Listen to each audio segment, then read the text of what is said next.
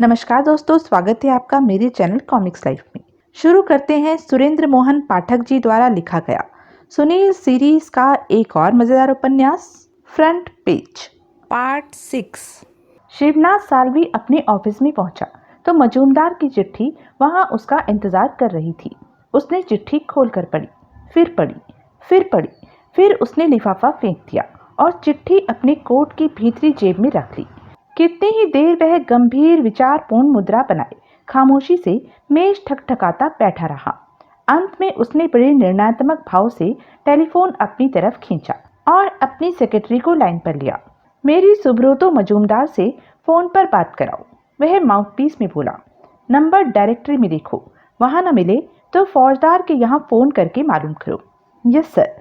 एक बात और, अकाउंटेंट से रेडी कैश और बैंक अकाउंट की पोजीशन मालूम करो। मुझे 50,000 रुपए की फौरन जरूरत है। Yes sir. बर्था ने सोनी को ब्रेकफास्ट सर्व किया और ब्रेकफास्ट के साथ ही चिट्ठी भी सर्व की। यह क्या है? सोनी चिट्ठी को देखकर बोली। एक चिट्ठी है, बर्था बोली। अभी अभी एक मैसेंजर देकर गया है। मेरे लिए? हाँ, नाम तो नहीं लिखा इस पर मेरा। उसने जुबानी कहा था कि चिट्ठी सोनी मेमसाब के लिए है। यह नहीं बताया कि किसने भेजी है?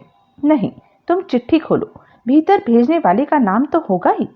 मुझे सीख देती है, सोनी तीखे स्वर में बोली।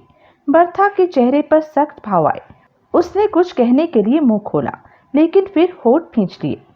कल कॉन्टेसा की चाबियां तुमने साहब की मेज के दराज में रखी थी। बर्था ने उत्तर न दिया। झूठ बोलने से कोई फायदा नहीं होगा। यह हरकत तुम्हारे अलावा और किसी की नहीं हो सकती। जवाब दो। हाँ, बर्था कठिन स्वर में बोली। क्या हाँ? वहां चाबियां मैंने रखी थी। क्यों? मैंने सोचा था साहब की मौत के बाद वो वहां महफूज रहेंगी। यूं कॉन्टेसा का बेजा इस्तेमाल नहीं होगा। जैसे पहले मोहन लाल एक जना था जो चोरी से कार ले जाता था, अब दूसरे नौकर चाकर भी ऐसी हिम्मत कर सकते थे। Very good. अब यह बताओ कि ऐसी ही फिक्र तुम्हें साहब की दूसरी कार की भी क्यों ना हुई? तुमने जीप की चाबियां भी कॉन्टेसा की चाबियों के साथ साहब की मेज के दराज में क्यों न रख दी? बर्था से उत्तर देते न बना। उसने बेचैनी से पहलू बदला। यू बिच, सोनी दांत पीसती हुई बोली। मैं क्या जानती नहीं तूने कॉन्टेसा की चाबियां क्यों चुराई थी? But baby, don't but me, don't baby me. और आज ही अपना बोरिया बिस्तर यहाँ से गोल कर। अब तेरी यहाँ जरूरत नहीं। कि क्या? तुझे नौकरी से निकाला जा रहा है? लेकिन मैं यहाँ की 25 साल की मुलाजिम हूँ। 25 साल तक तेरी करतूतें वो नहीं थी जो पिछले दिनों पेश आई। पहले तूने अपने एम्प्लॉयर्स में से किसी को ब्लैकमेल करने की कोशिश नहीं की थी, लेकिन मेरी 25 साल की खिदमतें, उनके लिए तुझे कंपनसेट कर दिया जाएगा। बल्कि किया जा चुका है। कि किया जा चुका है? कमीनी, वो रकमें भूल गई जो तू मेरे से और शशांक से बतौर ब्लैकमेल झटक चुकी है।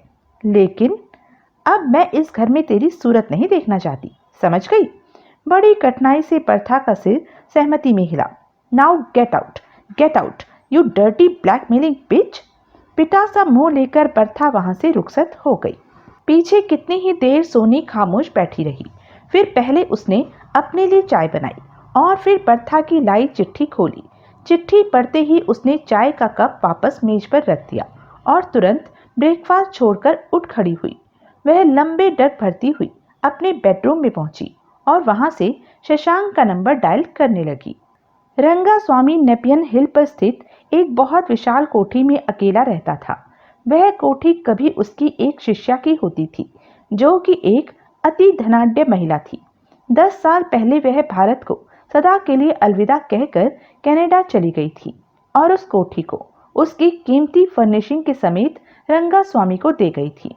अब वही कोठी रंगास्वामी का आवास था, उसका आश्रम था, उसका मठ था, उसका दरबार था। गेरुए चोले वाले एक चेले ने प्लेट में रखकर उसे एक चिट्ठी पेश की। रंगास्वामी उस वक्त चाय के साथ उस रोज के अखबार में फौजदार के कत्ल से संबंधित रिपोर्ट का वृत्तांत पढ़ रहा था। उसने चेले को रुखसत किया और अखबार एक ओर रख दिया। उसने चाय का कप भी एक ओर रखा और उस चिट्ठी को खोला।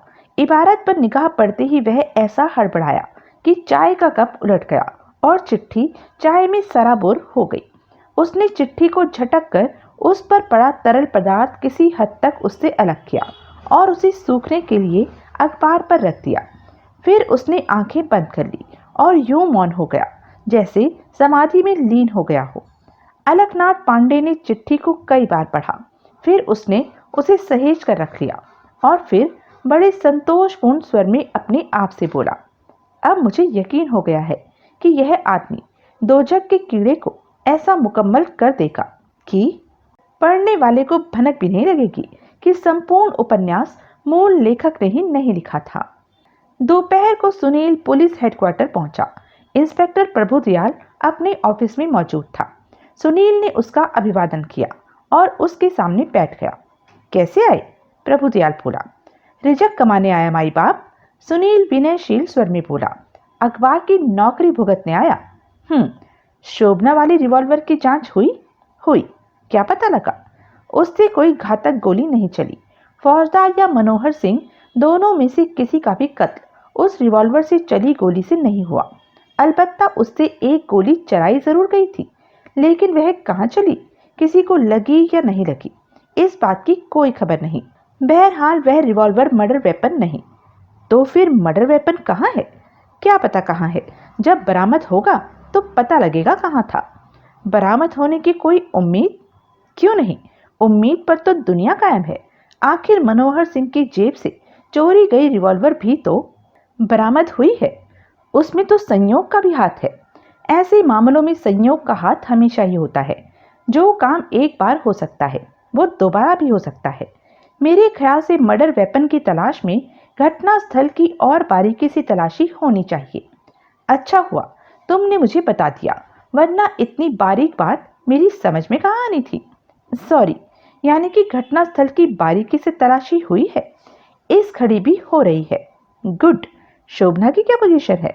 पोजीशन क्या मतलब? मेरा मतलब है क्या वो गिरफ्तार है? नहीं, फिलहाल रिवॉल्वर की चोरी की बाबत उसका बयान दर्ज करके उसे घर भेज दिया गया है, लेकिन उसे वार्न कर दिया गया है कि वह किसी भी क्षण फिर हिरासत में ली जा सकती है, इसलिए कहीं गायब हो जाने की कोशिश न करे। बहुत नरम दिल होते जा रहे हो माई बाप, शायद यह बढ़ती उम्र का असर है। प्रभुदयाल ने घूर कर उसे देखा। सॉरी, सुनील ने तत्काल खींसे निपोरी। कमबख्त जुबान फिसल गई, जुबान पर काबू रखना सीखो। हाँ जरूर। अब आप यह बताइए कि सालवियों के संदर्भ के साथ केस की बाबत आगे आपकी रीडिंग क्या है? मेरी रीडिंग कहती है कि सालवियों वाली गन एक पर्दे के तौर पर इस्तेमाल की गई थी। मर्डर वेपन की तरफ से तवज्जो हटाने के लिए उसे प्लांट किया गया था। मनोहर सिंह को या तो असली अपराधी की कोई भनक लग गई थी और या मर्डर वेपन की बरामदी का कोई साधन उसके हाथ में आ गया था। दोनों ही काम अपराधी के लिए घातक थे, इसलिए मनोहर सिंह का कत्ल हुआ। दोनों कत्लों से डिक्शनरी के गायबशुदा और बाद में जैसे जादू के जोर से प्रकट हुए भाग 2 का यकीनन कोई रिश्ता है। मुझे भी यही संभावना सबसे अधिक प्रबल लगती है कि शेल्फ पर उस डिक्शनरी की वजह से खाली हुई जगह से ही फौजदार पर गोली चलाई गई थी। उस डिक्शनरी पर से उंगलियों के निशान उठवाए जाने चाहिए थे। रिपोर्टर साहब, मुझे मेरा धंधा सिखाने की कोशिश कर रहे हो?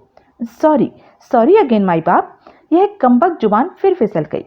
डिक्शनरी पर से निशान उठवाए गए हैं, लेकिन उसकी जैकेट कुछ ऐसी निकली है कि उस पर बने अधिकतर निशान अस्पष्ट हैं। फिर भी वहां मौजूद जो लोग संदेह के दायरे में आते हैं, उनकी उंगलियों के निशान मुहैया किए जा रहे हैं और फिर उनका मिलान डिक्शनरी वाले निशानों से कराने का प्रबंध किया जाएगा। Very good. यही ट्रीटमेंट फ्रेम शुदा वसीयत को भी दिया जा रहा है, जिसके फ्रेम पर से कि अपेक्षाकृत अधिक स्पष्ट निशान उठाए जा सके हैं। उस वसीयत का गायब होकर फिर अपनी जगह लौटना भी एक रहस्य है, जिस पर से पर्दा उठना अभी बाकी है। बहरहाल काम हो रहा है। फिंगरप्रिंट्स कंपैरिजन एक पेचीदा, टाइम खाने वाला और बड़े सब्र के साथ किया जाने वाला काम है, जो कि होते होते होगा। आई सी। सुनील एक क्षण ठिठका और फिर बोला, मजूमदार की चिट्ठियों की किसी पर कोई प्रतिक्रिया सामने आई? अप्रत्याशित जवाब मिला। अच्छा हाँ, शिवनाथ साल्वी मजूमदार को उसकी खामोशी की कीमत ऑफर कर भी चुका है। किसने बताया? मजूमदार ने। और क्या साल्वी बताता? यानी कि अभी उसे यह खबर नहीं है कि उसके रिवॉल्वर मर्डर वेपन नहीं निकला। नहीं, तभी तो यह मालूम होता तो वह यह ऑफर कभी पेश न करता। जाहिर है, बहरहाल उस ऑफर के पीछे वजह यही है कि माँ बाप को यह चिंता सता रही है कि उनकी औलाद के हाथ खून से रंगे हैं। लेकिन एक मजेदार बात यह है कि शशांक साल्वी ने भी हमसे संपर्क स्थापित किया है और मांग की है कि उस चिट्ठी की बिना पर मजूमदार को ब्लैकमेलिंग के इल्जाम में गिरफ्तार किया जाना चाहिए। अगर वह छोकरा कातिल है तो यह भारी हौसलामंदी का काम है। इतना बड़ा ब्लफ कोई मामूली हौसले और सूझबूझ वाला व्यक्ति नहीं मार सकता। You are right. तुम्हारे बॉस का फोन भी आया था। मलिक साहब पूछ रहे थे कि क्या माजरा है। ऐसा ही फोन रंगा स्वामी का आया था। दोनों पुलिस के नुक्ता निगाह को भांपने की कोशिश करते मालूम होते थे। ऐसा करने के पीछे मलिक साहब की कोशिश तो समझ में आती है। आखिर वो अखबार नवीस हैं। ऐसी बातें पब्लिक की जानकारी में लाई जाना अखबार वालों का फर्ज होता है। लेकिन रंगा स्वामी क्यों पूछ रहा था कि पुलिस इस बारे में क्या सोचती है? कहता था यूं ही उत्सुकतावश। और अलकनाथ पांडे ने वो चिट्ठी पढ़ते ही मजूमदार के घर का रुख किया और उसे एक बेहद आकर्षक पारिश्रमिक की ऑफर देकर कहा कि वह उसके लिए लेखक का अधूरा छोड़ा उपन्यास दोजक के कीड़े मुकम्मल कर दे। That's very good. क्या वेरी गुड? मजूमदार का ब्लफ तो फेल हो गया। हत्यारे के एक्सपोज होने जैसी तो कोई बात हुई नहीं। दुरुस्त, खास तौर से तब जबकि साल्वी की रिवॉल्वर मर्डर वेपन नहीं निकली। अब तुम बोलो, तुम्हारी क्या थ्योरी है इस केस की बाबत? पुख्ता थ्योरी कोई नहीं, लेकिन कच्ची पक्की है वो तो हमेशा ही होती है। वही बताओ। प्रभु, मैं तुम्हें दो में से एक चीज ऑफर करूं तो तुम कौन सी चुनोगे? अपराधी की अपनी जुबानी उसकी करतूत का कच्चा चिट्ठा या एक कच्ची पक्की थ्योरी जिसको बैक करने के लिए कोई सबूत उपलब्ध ना हो? प्रभु दयाल अपलक उसकी तरफ देखने लगा। तुम तो? फिर वह बोला, यूं कह रहे हो जैसे तुम्हें मालूम हो कि अपराधी कौन है। मुझे मालूम है, लेकिन उसको अपराधी साबित करने के लिए मेरे पास कोई सबूत उपलब्ध नहीं। तुम अपराधी का नाम बताओ। मेरे ऐसा करने से अगर तुम लोग उसके पीछे पंजे झाड़कर पड़ गए, वो अपराधी न निकला, तो क्या यह भारी नाइंसाफी नहीं होगी जो मैं उसके साथ करने का गुनहगार होऊंगा? ठीक है, तुम अपनी थ्योरी बताओ। अगर तुम्हारी थ्योरी में दम हुआ तो उसको बैक करने के लिए सबूत जुटाना कोई बहुत मुश्किल काम नहीं होगा, आसान भी ना होगा। यह न भूलो कि कत्ल के मामलों में ऐसा बहुत मर्तबा होता है कि कत्ल का हल सामने होता है, लेकिन साबित कुछ नहीं हो पाता क्योंकि कोई सबूत उपलब्ध नहीं हो पाता। मैं अभी इसी शहर में हुए आधी दर्जन ऐसे केस गिनवा सकता हूँ जिसमें पुलिस को पूरा पूरा अंदाजा था कि हत्यारा कौन था, लेकिन उसको सजा न दिलाई जा सकी क्योंकि लैक ऑफ एविडेंस की वजह से उसके खिलाफ कोर्ट में केस न खड़ा हो सका या नहीं हो सकता था। तुम कहना क्या चाहते हो? प्रभु दयाल झुंझलाकर बोला। अगर तुम मुझे कोई सुनीलियन पुड़िया देने का इरादा रखते हो। इरादा मेरा यही है। क्या? प्रभु दयाल आंखें निकाल कर बोला। लेकिन वो पुड़िया मैं तुम्हें नहीं, हत्यारे को देना चाहता हूँ। क्या मतलब? देखो, मजूमदारियन पुड़िया तो फेल हो गई, उसका ब्लफ तो चला नहीं। अब कुछ मैं करके दिखाना चाहता हूँ। तुम भी कोई ब्लफ मारना चाहते हो? हाँ माई बाप, मजूमदार ने जो कुछ किया उसकी खबर तो तुम्हें उसकी सब कुछ कर चुकने के बाद लगी, लेकिन मैं तो तुम्हें पहले एडवांस में बता रहा हूँ कि मैं क्या करना चाहता हूँ। तुमने कोई ऊट पटांग सुनीलियन स्टंट किया तो मैं तुम्हें हवालात में बंद कर दूंगा। यह तो बड़ी बेमुरवत्ती वाली बात हुई कृपा निधान। अच्छा, वो कैसे? मैं आपका परसों का कृपा पात्र बालक, दुख सुख का साथी, हनुमान जैसा खिदमतगार। बकवास बंद करो, कतई बाज नहीं आ सकते तो कम तो करो। मैं यह अर्ज कर रहा था कि आपने सुबह टेलीफोन पर फरमाया था कि मजूमदार की चिट्ठियों वाली हरकत से आपको कतई इत्तेफाक नहीं था, लेकिन फिर भी मौजूदा हालत में आपका मजूमदार के साथ सहयोग करने का इरादा था। कहिए, कहा था कि नहीं? कहा था तो यह कि जब आप मजूमदार जैसे अपने लिए नितांत अजनबी से सहयोग कर सकते हैं, तो फिर मेरे से सहयोग करने के नाम पर मुझे हवालात की धमकी किस लिए बंदा परवर? यह तो बहुत नाइंसाफी है आपकी मेरे साथ। तुम क्या चाहते हो? मैं यह चाहता हूँ कि एक शख्स को छोड़कर आज का सारा दिन आप इस केस से संबंधित किसी भी व्यक्ति पर हाथ न डालें। पुलिस एक शख्स को छोड़कर सबसे न्यारी न्यारी रहे। उनकी फ्री मूवमेंट में दखल अंदाजी न करें। उन्हें पुलिस हेडक्वार्टर बुलाकर उनसे कोई जवाब तलबी जरूरी भी समझे तो उसे कल सुबह तक के लिए मुलतवी कर दे। उससे क्या होगा? शर्तिया लड़का फिर लगे बकवास करने। मेरा मतलब है शर्तिया पसंदीदा नतीजा हासिल होगा। प्रभु, तुम मुझे सिर्फ एक कैलेंडर डे जितना वक्त दो। मैं तुम्हें यकीन दिलाता हूँ, तारीख बदलने से पहले हत्यारा न सिर्फ तुम्हारे सामने होगा, बल्कि वह अपनी मर्जी से अपनी जुबानी अपने गुनाह की दास्तान बांच कर सुना रहा होगा। प्रभु दयाल के चेहरे पर सोच के भाव आए।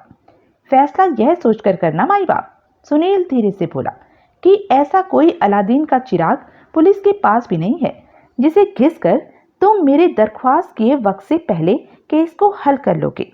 जो स्कीम तुम्हारे जहन में है उस पर तुम पुलिस की मदद के बिना अमल कर सकते हो? नहीं कर सकता। कर सकता होता तो तुम्हें उसकी भनक भी न लगने देता। फिर मेरी स्कीम का जो नतीजा सामने आता उसकी खबर तुम्हें कल का ब्लास्ट पढ़कर ही लगती। लोगों की फ्री मूवमेंट तुम्हें क्यों दरकार है? मैं केस से संबंधित तमाम लोगों की एक वक्त में एक जगह हाजिरी चाहता हूँ। उस वक्त एक या एक से ज्यादा को तुमने अपनी क्रॉस क्वेश्चनिंग के लिए डिटेन कर लिया या हवालात में बंद कर दिया या यूं ही बुलाकर बिठा लिया तो मेरी स्कीम का पुलंदा तो स्कीम शुरू होने से पहले ही बन जाएगा। तुमने कहा एक शख्स को छोड़कर। वो एक शख्स कौन है? शोभना साल्वी। उसका क्या करना होगा? तुम्हें उसको गिरफ्तार करना होगा और यह जताना होगा कि पुलिस की निगाह में वही हत्यारी है। तुम्हें ऐसा जाहिर करना होगा कि उसके द्वारा पुलिस के पास पहुंची रिवॉल्वर की जांच से कुछ ऐसे तथ्य सामने आए हैं जो कि निर्विवाद रूप से शोभना साल्वी के अपराधी होने की तरफ इशारा करते हैं। तुम्हें तत्काल इस गिरफ्तारी का इंतजाम करना होगा और इसका व्यापक प्रचार करना होगा। कैसे? प्रेस कॉन्फ्रेंस बुला के? हाँ, और यह काम तत्काल होना जरूरी है, तभी शाम के अखबारों में शोभना साल्वी की गिरफ्तारी की खबर छप पाएगी। तुम अपनी स्कीम मुझे बताना क्यों नहीं चाहते हो? माई बाप, आप किसी मदारी से यह उम्मीद कर सकते हैं कि वह अपना कोई कारनामा पेश करने से पहले ही आपको बता दे कि वह उस कारनामे को कैसे अंजाम देने वाला था। ऐसा अगर वो कर दे तो उसके कारनामे की खूबी क्या रह गई, आकर्षण क्या रह गया? तुम मदारी हो? नहीं, लेकिन जिस कारनामे को मैं अंजाम देने की कोशिश करना चाहता हूँ वो किसी मदारी के कारनामे जैसा ही है। ऊपर से उस कारनामे को अंजाम देने के लिए जो स्कीम मेरे जहन में है वो आपको हरगिज भी पसंद नहीं आएगी। पसंद आना तो दूर, वो आपको इतनी बेहुदा लगेगी कि आप मुझे ही उस पर अमल नहीं करने देंगे। बावजूद इसके तुम समझते हो कि मैं तुमसे सहयोग करूंगा। हाँ, इस रोशन ख्याली की वजह यह है कि मेरा पिछला रिकॉर्ड गवाह है कि मेरे से सहयोग करके, मेरे से इत्तेफाक जाहिर करके इंस्पेक्टर प्रभु दयाल ने आज तक कभी खता नहीं खाई, कभी पछताना नहीं पड़ा उसे, कभी उसे यह नहीं कहना पड़ा कि काश मैंने सुनील भाई मुल्तानी की एक न सुनी होती। प्रभु दयाल खामोश रहा। अब जल्दी फैसला करो माई बाप। ठीक है, प्रभु दयाल निर्णयात्मक स्वर में बोला, समझ लो यहाँ मेरे सामने एक बार और तुम्हारी सुनीलियन पुड़िया चल गई। मैं अभी साल्वी की छोकरी की गिरफ्तारी का इंतजाम करता हूँ और प्रेस कॉन्फ्रेंस बुलाता हूँ।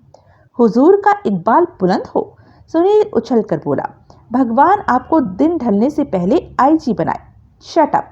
Right away sir. Police headquarter की लॉबी में ही मौजूद एक पीसीओ से सुनील ने सोनी को फोन किया। सुनील बोल रहा हूँ।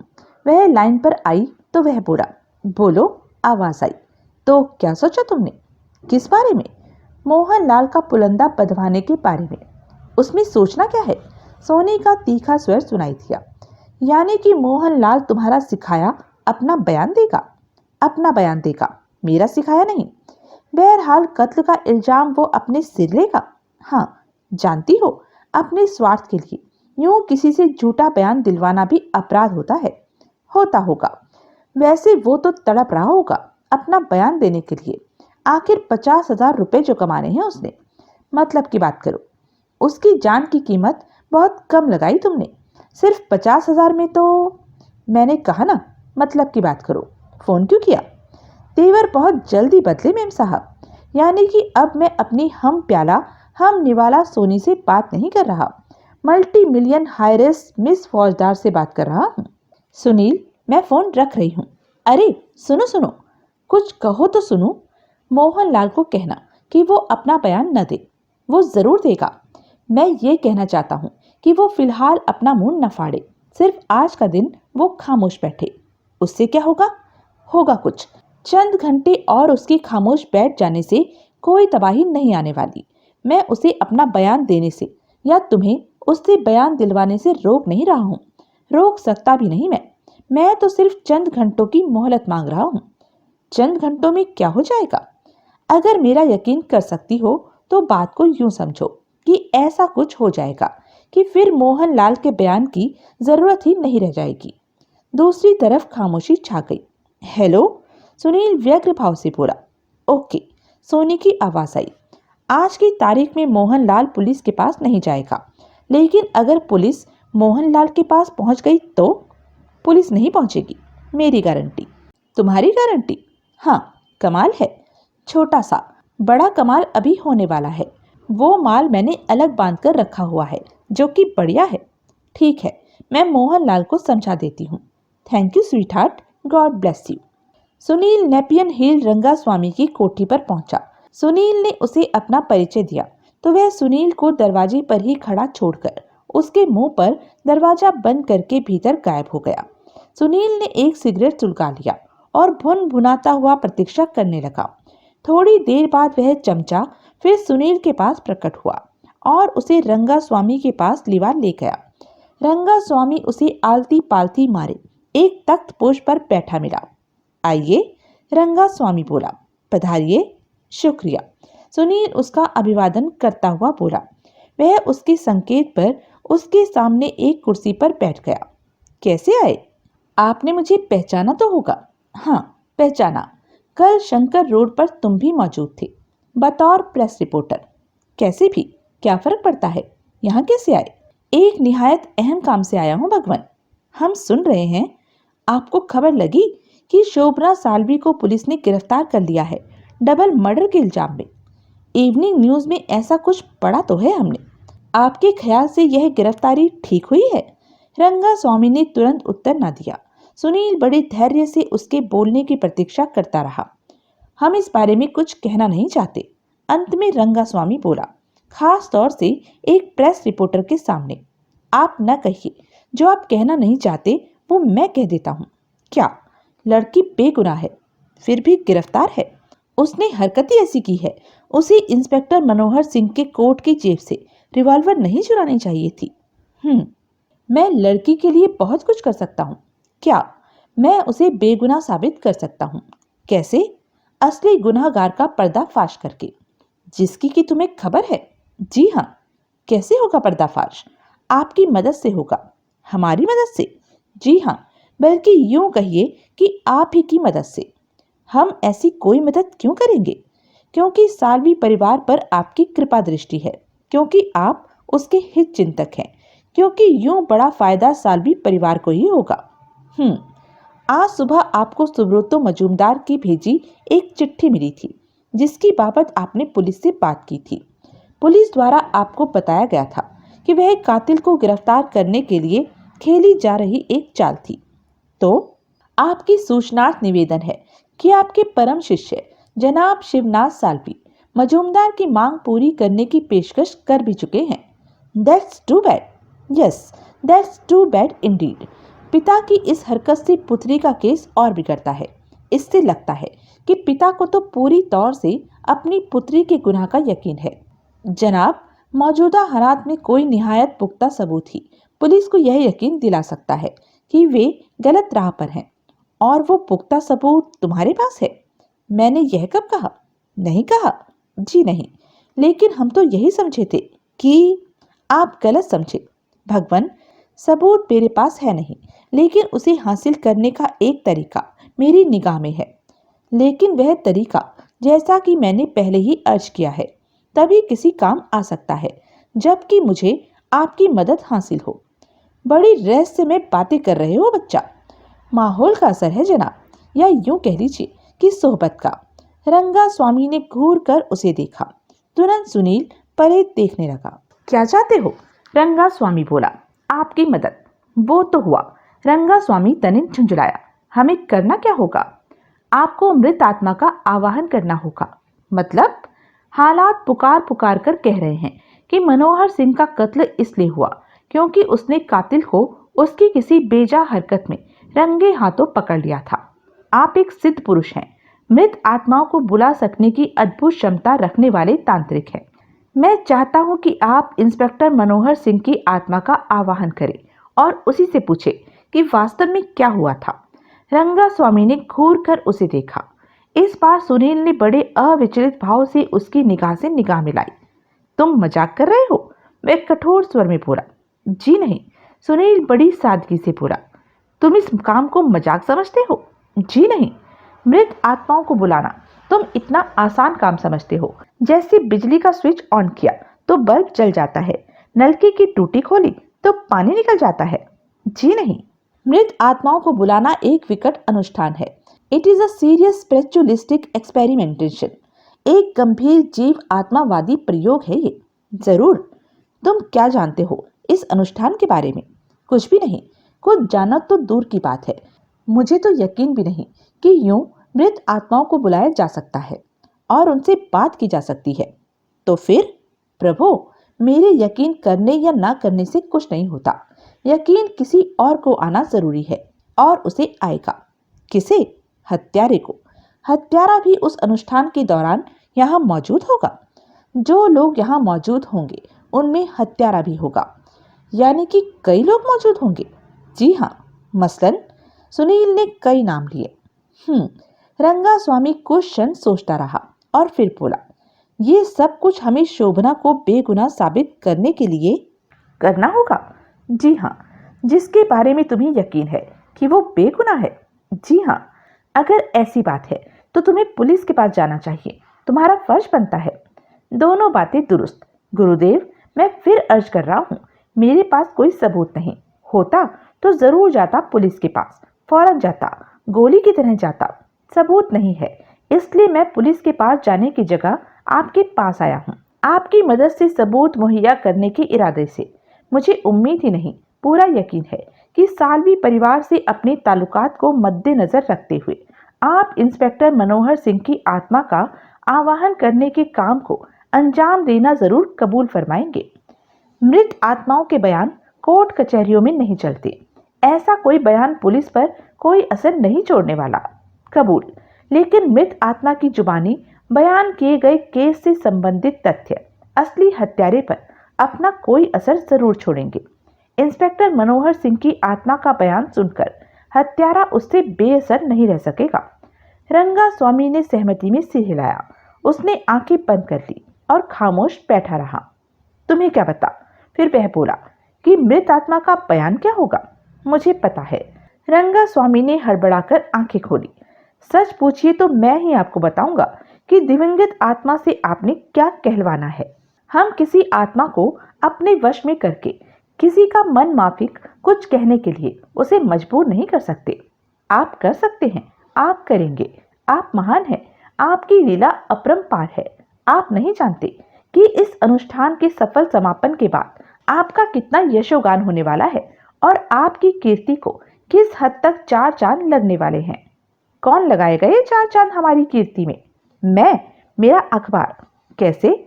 आपके आयोजन की कामयाबी के बाद आपका यशोगान करके, आपकी अद्भुत अलौकिक शक्तियों का ब्लास्ट में बखान करके, आपकी सिद्धियों और उपलब्धियों के कसीदे पढ़ के, आपके दैवी व्यक्तित्व को चार चांद लगा के। ये सब तुम ब्लास्ट में करोगे? फ्रंट पेज पर, बैनर हेडलाइंस में। ब्लास्ट तो नेशनल डेली है, ओवरसीज एडिशन भी छपता है। इंग्लैंड अमेरिका तक आपके चमत्कार की धूम होगी प्रभु। You will be an international celebrity overnight sir. What did you say your name was? Sunil. Sunil Kumar Chakravarti. दिलचस्प आदमी हो, दिलचस्प और चतुर भी। तुम्हारी बातों में हम आना तो नहीं चाहते, लेकिन क्योंकि सवाल साल्वियों की भलाई का है, इसलिए हमें तुम्हारी मदद करना, बल्कि यूं कहो कि तुम्हारी बातों में आना मंजूर है। आप धन्य हैं भगवान। अब बोलो, क्या है तुम्हारे मन में? सुनील बड़े सब्र के साथ धीरे धीरे समझाने लगा कि उसके मन में क्या था। शाम 8 बजे रंगा स्वामी की कोठी के बड़े हॉल में वो तमाम लोग मौजूद थे जिन्हें सुनील की राय पर रंगा स्वामी ने खुद फोन किया था। फोन पर सबको लगभग एक ही बात कही गई थी। अपने आवास पर अपने अनुयायियों के हित में एक कष्ट निवारण यज्ञ का आयोजन कर रहे हैं जिसमें दिवंगत आत्माओं के आवाहन का अनुष्ठान भी किया जाएगा। हमें पूरी आशा है कि हमारे अनुष्ठान के फलस्वरूप दिवंगत लेखक राम फौजदार या इंस्पेक्टर मनोहर सिंह की आत्मा हमसे संबोधित होगी। इस आयोजन में आपकी रुचि हो तो आप साढ़े 8 बजे निसंकोच हमारे आवास पर पधार सकते हैं। हाजिरी 100% रही। 8 बजे से पहले ही जो लोग वहां जमा हो चुके थे वे थे मलिक साहब, सुब्रतो मजूमदार, अलखनाथ पांडे, रमाकांत, सुनील, सोनी फौजदार, शशांक साल्वी, शिवनाथ साल्वी, सुमन साल्वी, ड्राइवर मोहनलाल और हाउसकीपर पर था। हॉल का माहौल बड़ा रहस्यपूर्ण था। वहां कोई तीखी रोशनी नहीं थी। एक लोहे के सूरज से ही बहुत भारी लगने वाले हवन कुंड में हौले हौले हवन सामग्री सुलग रही थी जिसका खुशबूदार धुआं धीरे धीरे माहौल में बसता जा रहा था। लोगों के बैठने का इंतजाम रंगा स्वामी के तख्त पोश के सामने गद्दे और सफेद चादरें बिछाकर किया गया था। रंगा स्वामी के सामने एक खूब बड़ी चौकी पड़ी थी। चौकी पर एक चांदी की सिंदूर और फूलों से भरी बड़ी सी थाली पड़ी थी और उस थाली में एक इंसानी खोपड़ी रखी थी। रंगा स्वामी होठों में कुछ मंत्र बुदबुदा रहा था और रह रहकर खोपड़ी पर फूंक मार रहा था। आरंभ में सोनी को अपने स्टाफ की वहां मौजूदगी बहुत नागवार गुजरी थी। एक बार की तो यूं भी लगा था कि जैसे वह या तो बर्था और मोहनलाल को वहां से चले जाने को कहेगी और या खुद रुखसत हो जाएगी, लेकिन ऐसा कुछ नहीं हुआ। अब माहौल ऐसा था कि उसे याद भी नहीं रहा मालूम होता था कि उस महफिल में उसके नौकर चाकर भी शरीक थे। उपस्थित सज्जनों में सबसे अधिक श्रद्धा के भाव साल्वी परिवार के 3 सदस्यों के चेहरे पर थे। उनकी सूरतों पर परमानंद के भाव थे। सुब्रतो मजूमदार जब वहां पहुंचा था तो उसके चेहरे पर उपहास और असहिष्णुता के भाव थे, लेकिन अब वह भी माहौल के रंग में रंग कर गंभीर हो गया हुआ लगता था। मलिक साहब के चेहरे पर कोई भाव ही नहीं था और पांडे की सूरत से ऐसा लगता था जैसे वह किसी ताजे ताजे मरे रिश्तेदार की क्रिया में शामिल होने आया हुआ हो। इकलौता रमाकांत था जो हर बात से साफ साफ बोर होता दिखाई दे रहा था और अपनी जमाइयां रोकने की कोशिश कर रहा था। उस घड़ी पता नहीं वहां माहौल का असर था या वहां के प्रकाश संयोजन का कोई करिश्मा था या कोई और न समझ में आने वाली वजह थी कि रंगा स्वामी के चेहरे पर अपूर्व तेज दिख रहा था और वह कोई दिव्य पुरुष मालूम हो रहा था। अब एकाएक रंगा स्वामी बोला, हमारा वर्तमान अनुष्ठान अपने दूसरे चरण में प्रवेश करता है। अब आत्माओं के आवाहन की घड़ी आ गई है। इस दुरूह कार्य का प्रयास आरंभ करने से पहले हम एक बात का जिक्र जरूरी समझते हैं। हम नहीं चाहते कि आपको यहाँ बुलाए जाने का आप यह अर्थ लगाए कि हम आपको अपना अनुयायी बनाना चाहते हैं या हम आपकी पूर्व स्थापित आस्थाओं में कोई आधारभूत परिवर्तन लाना चाहते हैं। तांत्रिक शक्तियों में आस्था रखने या न रखने में आप पूर्णतः स्वतंत्र हैं। वस्तुतः आपकी यहाँ उपस्थिति का प्रयोजन है कल हुई हत्याओं के उस रहस्य से पर्दा उठाना जिससे कि किसी न किसी रूप में हम सब प्रभावित हैं। आपका यहाँ आगमन ही इस बात का प्रमाण है कि आप भी इसी बात के इच्छुक हैं। हमारी खुद की भी यही अभिलाषा है कि कंफ्यूजन के भ्रम के बादल छटे, हकीकत का उजाला फैले और दूध का दूध और पानी का पानी हो। हम इस बात से इनकार नहीं करेंगे कि ऐसा चाहने में हमारी व्यक्तिगत रुचि भी है।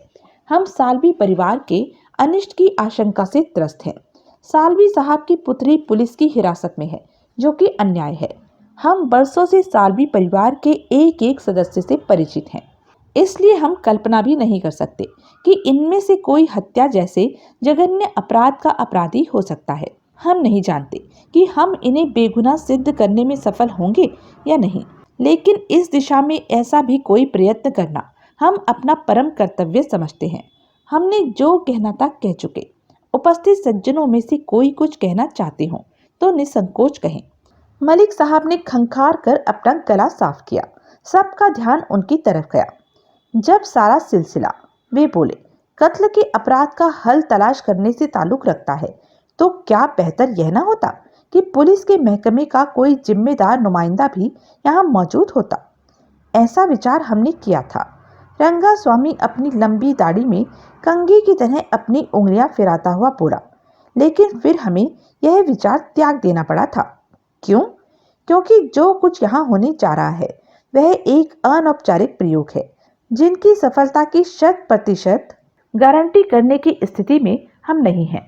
प्रयोग असफल रहने की स्थिति में पुलिस की यहाँ उपस्थिति बहुत हास्यास्पद स्थिति उत्पन्न कर सकती है। ऐसा वांछित नहीं, यानी कि आपका यह अनुष्ठान अभियान असफल भी हो सकता है। बिल्कुल हो सकता है। और सफल भी? बिल्कुल। अगर प्रयोग सफल हुआ तो जो सफलता आएगी उससे संबंधित अधिकारियों को सूचित कर दिया जाएगा। ऐसा कोई प्रयोग पहले सफलतापूर्वक हो चुका है आपके द्वारा या आप जैसे किसी और सिद्ध पुरुष द्वारा? ऐसे प्रयोग अनेकों बार हो चुके हैं, लेकिन ऐसे प्रयोगों के सफल परिणामों को प्रमाण के तौर पर किसी न्यायाधीश ने भी स्वीकार किया हो, ऐसा हमें ज्ञान नहीं। I see. Any other question? No, none. और कोई कुछ न बोला। रंगा स्वामी ने अपने एक चेले को कोई गुप्त संकेत किया।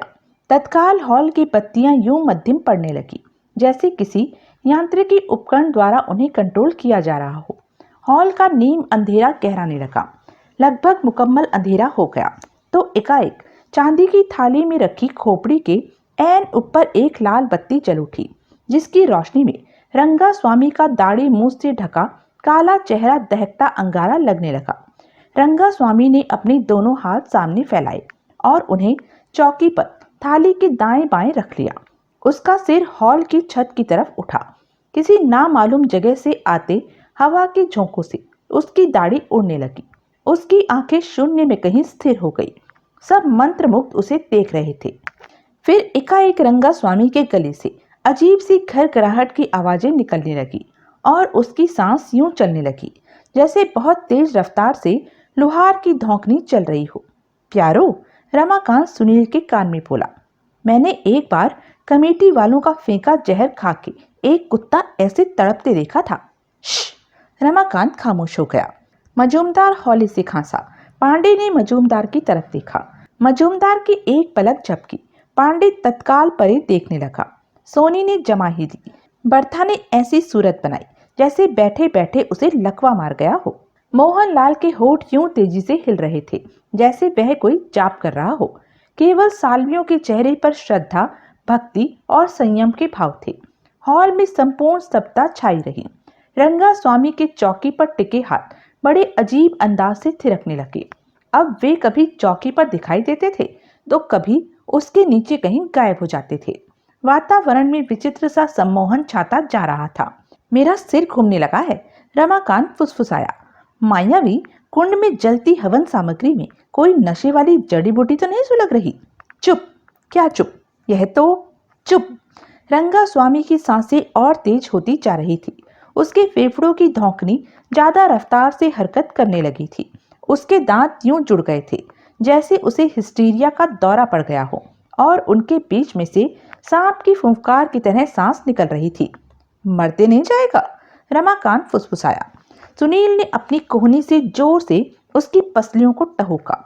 रंगा स्वामी के होठ यूं हिलने लगे जैसे बोल रहा हो, लेकिन वातावरण की निस्तब्धता पूर्वता बरकरार थी। फिर एकाएक बड़े अप्रत्याशित ढंग से आवाज हुई। कई शरीरों में सिहरन दौड़ गई। शिवनाथ! सबने महसूस किया कि आवाज तांत्रिक के भिजे दांतों में से ही निकली थी।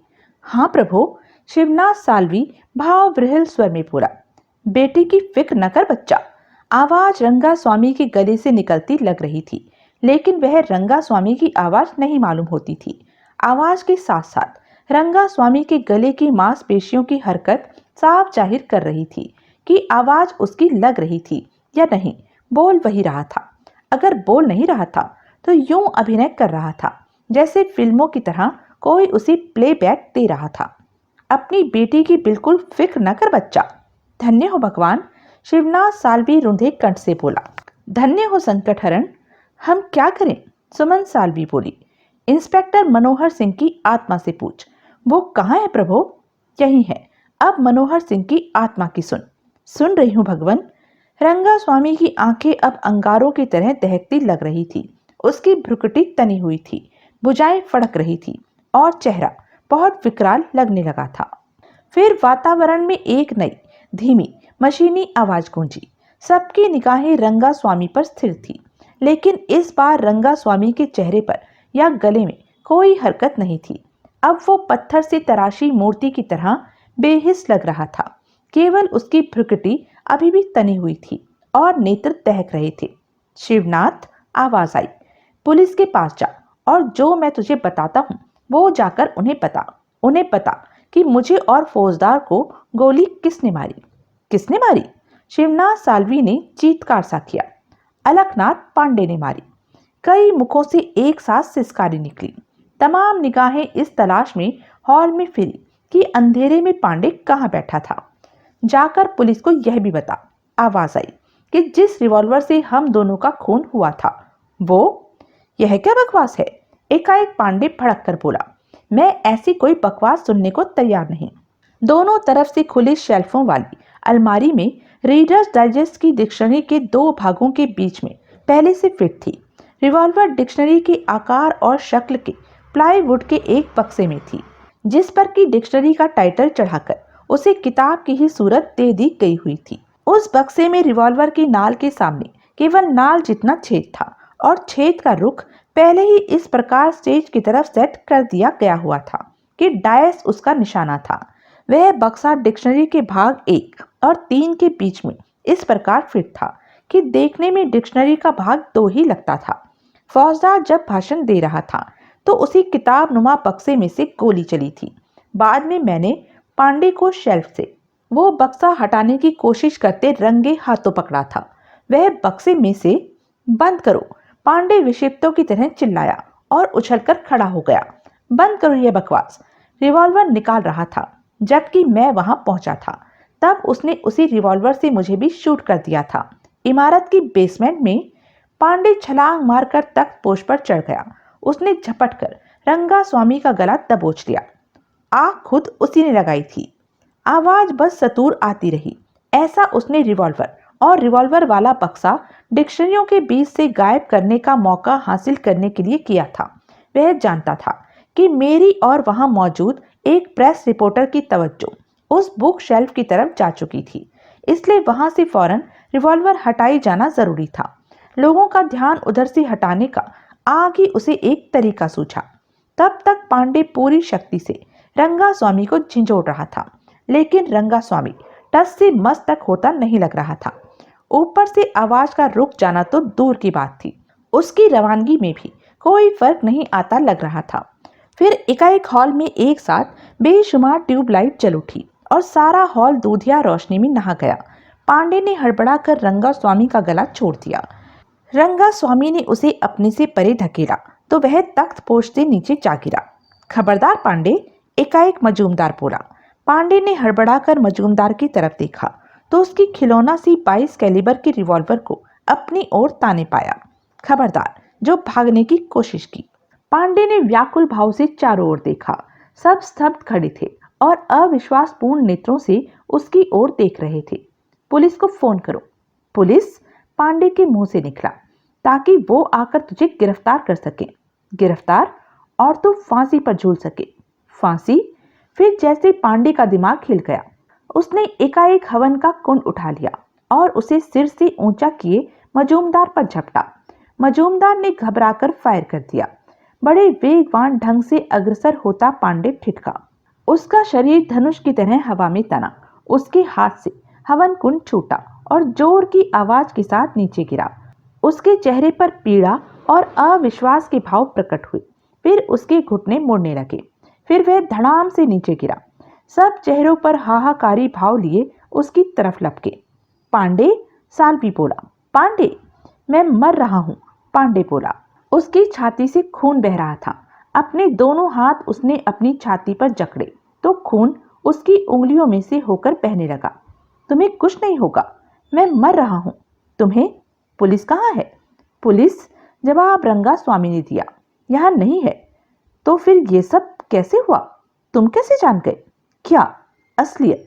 हम कुछ नहीं जानते, हमें अभी भी कुछ नहीं मालूम। तो फिर वो आवाज, क्या वाकई मनोहर सिंह की आत्मा? रंगास्वामी बड़े रहस्यपूर्ण ढंग से मुस्कुराया। मैं भूत प्रेतों को नहीं मानता, पांडे बोला। वो धोखा था, लेकिन बयान दुरुस्त था, सुनील बोला। वरना इतना ना भड़के होते कि मरने मारने पर उतारू हो गए होते। हाँ, मैं, मजूमदार बोला, डॉक्टर को फोन करता हूँ। कोई फायदा नहीं, पांडे ने तत्काल विरोध किया। कोई जरूरत नहीं, मैं मर रहा हूँ, मेरे पास ज्यादा वक्त नहीं। मरने से पहले मैं अपना गुनाह कबूल करना चाहता हूँ। खूनी मैं हूँ, मेरी फौजदार से कोई रंजिश नहीं थी।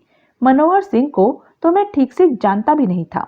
मैंने दोनों का खून किया, फौजदार का उसकी मेरे ऑफिस में टंगी वसीयत के तहत उसका वारिस बनने के लिए, और मनोहर सिंह का रंगे हाथों पकड़े जाने से बचने के लिए। आपकी फौजदार की दौलत पर निगाह थी? सुनील बोला। हाँ, पिछले 4 सालों से व्यापार में बहुत घाटा हो रहा था, माली हालत बहुत खराब थी, आधी कोठी बेचने पर भी नहीं सुधरी थी। मेरा रोम रोम कर्जे में डूबा हुआ था। मुझे धंधे से हाथ खींचने के लिए भी पैसे की जरूरत थी, और उसे बिल्कुल बंद करने के लिए भी। कर्जदारों का दबाव मुझे हलकान कर रहा था। फौजदार की मजाक में लिखी गई वो वसीयत रोज मुझे अपने ऑफिस में टंगी दिखाई देती थी। दिन में 10 बार मैं उसे पढ़ता था। और आपने उस वसीयत के बारे में कहीं से कोई कानूनी सलाह हासिल की थी? उसका जिक्र करके नहीं, उसे दिखा के नहीं। मैंने वैसे ही एक बहुत बड़े वकील से पूछा था कि वसीयत करने वाले ने क्या किया हो, तो वसीयत सिक्के बंद और मान्य मानी जाती थी। जो जवाब मुझे मिला था, उसके मुताबिक वो वसीयत एकदम कानूनी और मान्य थी। वसीयत की तो रजिस्ट्री होती है। जरूरी नहीं होती, मैंने पक्का पता किया है। गोली कैसे चलाई?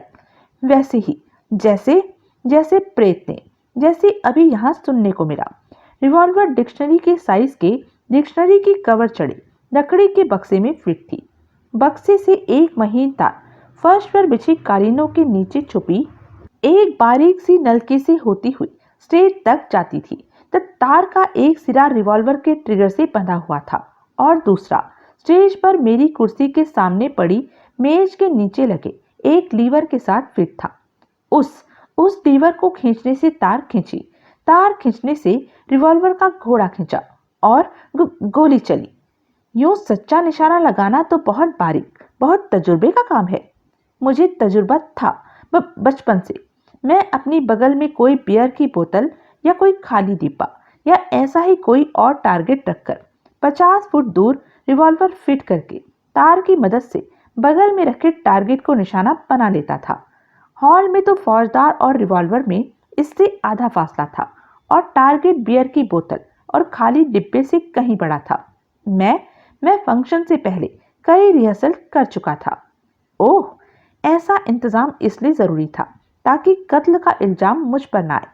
मैं तो स्टेज पर मरने वाले के पहलू में बैठा था, किसी ने भी मुझ पर शक नहीं किया था। आपने स्टेज पर बैठे बैठे मेज के नीचे लगा लीवर खींचा, और 25 फुट दूर शेल्फ में फिट रिवॉल्वर से गोली चल गई। हाँ, चल गई, और सही निशाने पर लगी। सुनील को उस क्षण उसके स्वर में गर्व का पुट साफ महसूस हुआ। वो रिवॉल्वर कोई और थी? सुनील बोला। हाँ, उसे मैंने खास तौर से इसी काम के लिए मुहैया किया था। अब वो कहाँ गई? समुद्र में।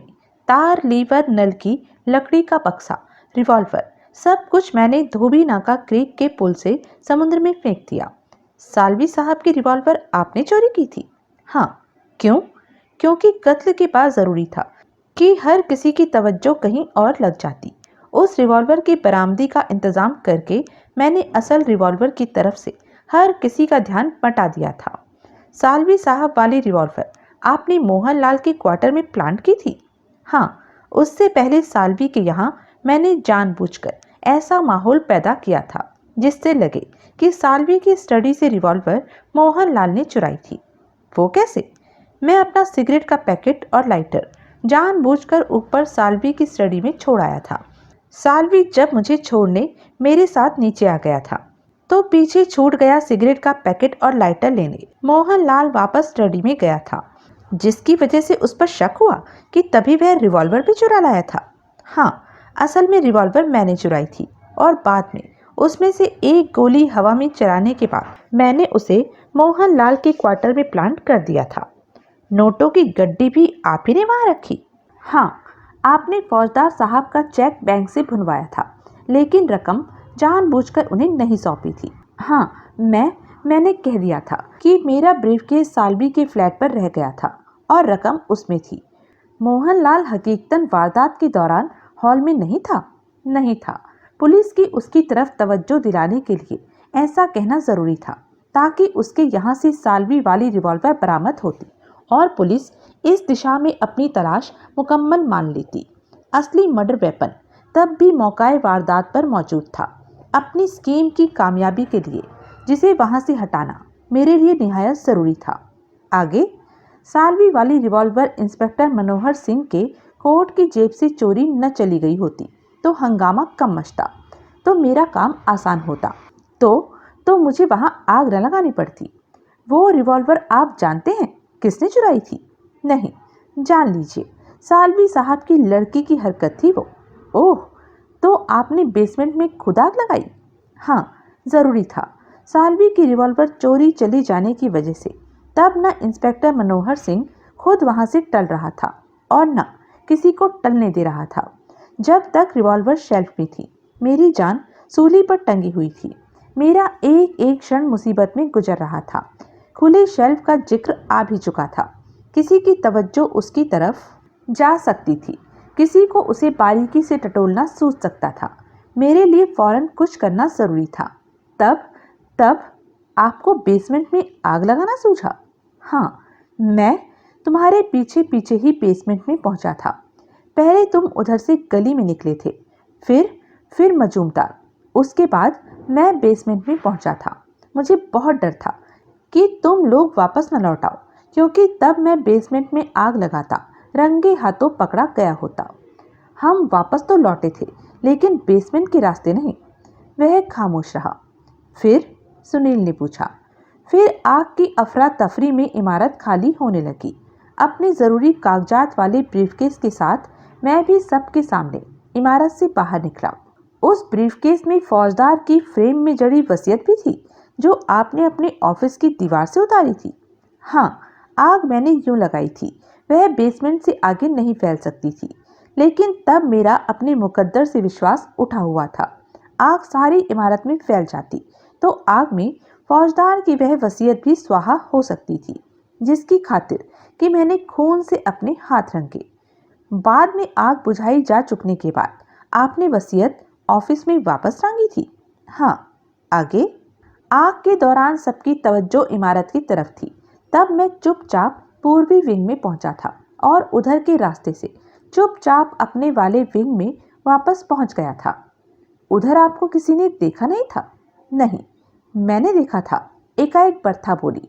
सबका ध्यान बर्था की तरफ गया, लेकिन तब मुझे यह पता नहीं लगा था कि ये बीच का रास्ता खोलकर उधर से अपने ऑफिस में घुसे थे। इनके हाथ में ब्रीफकेस था। मैं समझी थी कि ये किसी काम से फौजदार साहब के दफ्तर में जा रहे थे। किस काम से? किसी भी काम से, मसलन अपने ब्रीफकेस को ही सुरक्षित रखने। ये वहां यूं आते जाते रहते हैं? हाँ। पांडे की सुनो, साल्वी उतावली स्वर में बोला। औरों की बातें हम बाद में भी सुन सकते हैं। आप बोलिए पांडे साहब। और मैंने क्या बोलना है? मैं ट्रिगर से तार खोलकर शेल्फ से रिवॉल्वर वाला किताब नुमा बक्सा निकाल रहा था तो ऊपर से इंस्पेक्टर आ गया। वो पलक झपकते ही सब समझ गया। मैं उसे शूट नहीं करना चाहता था, लेकिन क्या करता? ना करता तो वो मुझे वहीं गिरफ्तार कर लेता। फिर तभी फायर ब्रिगेड के इंजन बाहर पहुंचने की आवाजें आने लगी। मैं फौरन वहां से भाग ना निकलता तो इस बार फायर ब्रिगेड वालों की निगाहों में आ जाता। सिर्फ रिवॉल्वर और उसका लकड़ी का बक्सा काबू में करके मैं वहां से भाग खड़ा हुआ। यानी कि तार, उसके नल की, मेज के नीचे लगा लीवर वगैरह तब भी वहीं थे।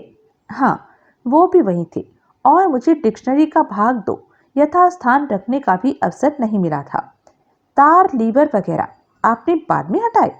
हाँ, वहां अमन शांति हो जाने के बाद डिक्शनरी भी वापस रखी, फ्रेम शुदा वसीयत भी वापस ऑफिस में यथास्थान टांगी। और बस मजूमदार डॉक्टर को फोन करने के बाद तभी वहां लौटा था। अपनी गुहार सुनकर वह पांडे के करीब पहुंचा। मुझे खुशी है, पांडे बोला, कि तुमने मुझे शूट कर दिया। आत्मरक्षा के लिए, मजूमदार विचलित स्वर में बोला। मैं गोली न चलाता तो लोहे के उस कुंड से तुमने मेरा भेजा छितरा दिया होता। तुमने अपने एम्प्लॉयर के खून का बदला ले लिया। मैंने इस इरादे से गोली नहीं चलाई थी और तुम्हें कुछ नहीं होने वाला पांडे। डॉक्टर बस पहुंचता ही होगा। मैं मर रहा हूं। 22 कैलिबर की गोली बहुत कम मामलों में घातक साबित होती है पांडे। पुलिस को भी फोन किया? सुनील बोला। हाँ, मजूमदार बोला। मैं पुलिस के आने से पहले मर जाना चाहता हूँ। पांडे कराहा। चुपचाप पड़े रहो पांडे। मैं गिरफ्तार नहीं होना चाहता। मैं बोलो मत पांडे, खामोश रहो। मैं तभी पांडे की चेतना लुप्त हो गई। उसकी आखिरी ख्वाहिश पूरी हो गई। वह पुलिस के आने से पहले ही परलोक सिधार गया। केस की ओरिजिनल चौकड़ी। सुनील, रमाकांत, सोनी और शशांक नेपियन हिल पर ही रंगा स्वामी की कोठी के समीप स्थित एक कॉफी हाउस में बैठे थे। कैसे जाना प्यारो? रमाकांत बोला। बस जान लिया। सुनील लापरवाही से बोला। लेकिन कैसे? कुछ तीर से, कुछ तुक्के से। तीर कौन सा था? तुक्का कौन सा था?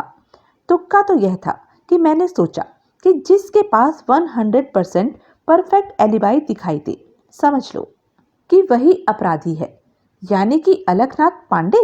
रमाकांत बोला। हाँ, यह तो। सोनी बोली। तुम उल्टी बात कर रहे हो। लेकिन शशांक बोला, ऐसा जरूरी थोड़ी है कि जिसके पास परफेक्ट एलिबाई हो वही हत्यारा हो।